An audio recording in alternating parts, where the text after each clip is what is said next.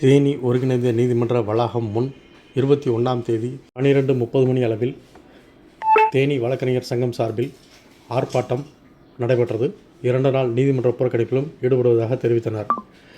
தேனி ஒருங்கிணைந்த நீதிமன்ற வளாகம் முன் தேனி வழக்கறிஞர் சங்கம் சார்பில் தலைவர் சந்தானகிருஷ்ணன் தலைமையில் கண்டன ஆர்ப்பாட்டம் நடைபெற்றது.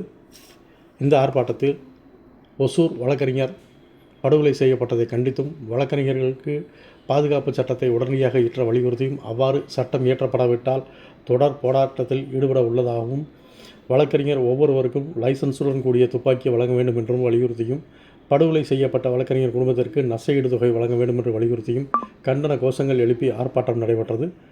தொடர்ந்து 2 நாள் நீதிமன்ற புறக்கணிப்பில் ஈடுபட உள்ளதாகவும் தெரிவித்தனர். இந்த ஆர்ப்பாட்டத்தில் தேனி வழக்கறிஞர் சங்கம் சார்பில் 50க்கும் மேற்பட்ட வழக்கறிஞர்கள் கலந்து கொண்டு கண்டன கோஷங்கள் எழுப்பி ஆர்ப்பாட்டத்தில் ஈடுபட்டனர்.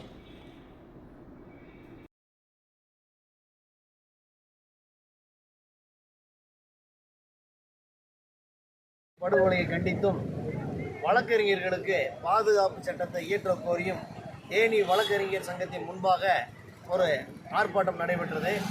வழக்கறிஞர்கள் சமீப காலமாக படுகொலை செய்யப்படுவதும், அவர்களுக்கு பாதுகாப்பாக இல்லாத சூழ்நிலையும் நிலவி வருகின்றது. இந்த நிலையை போக்க வேண்டும் என்று தமிழக அரசுக்கு பலமுறை கோரிக்கை வைத்தும் இதுவரை வழக்கறிஞர் பாதுகாப்பு சட்டம் இயற்றப்படாமல் இருந்து வருகிறது.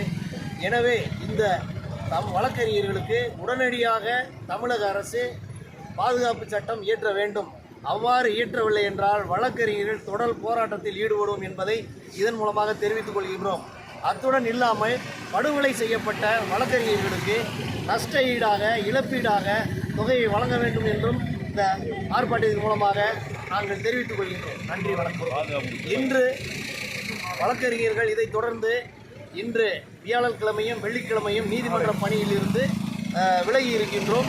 ஒவ்வொரு வழக்கறிஞர்களுக்கும் பாதுகாப்புக்காக துப்பாக்கியை லைசன்ஸுடன் இந்த அரசு வழங்க வேண்டும் என்று வழக்கறிஞர் சங்கத்தின் சார்பாகவும் நாங்கள் கேட்டுக்கொள்கிறோம்.